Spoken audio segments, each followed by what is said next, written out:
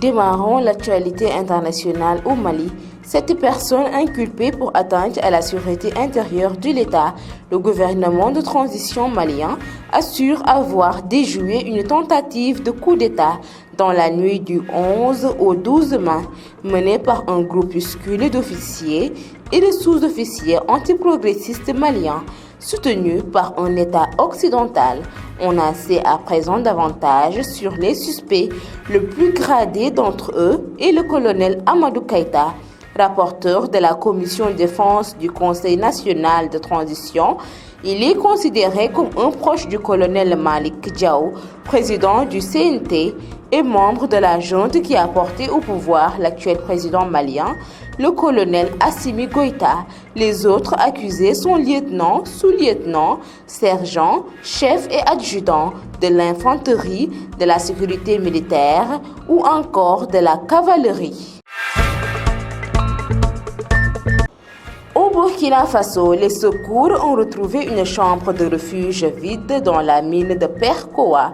L'atmosphère était lourde au siège du comité de crise depuis le retour de l'équipe de sauvetage.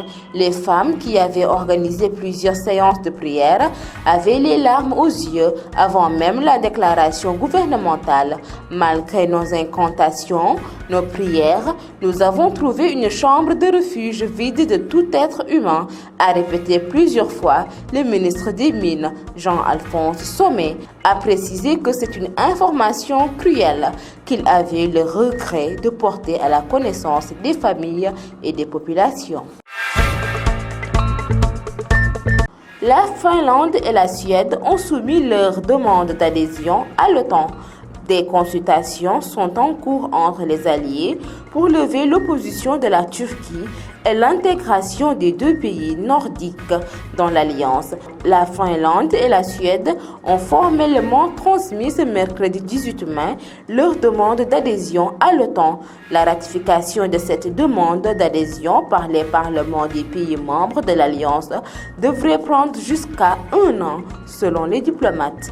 Mesdames et messieurs, c'en est tout pour l'actualité internationale.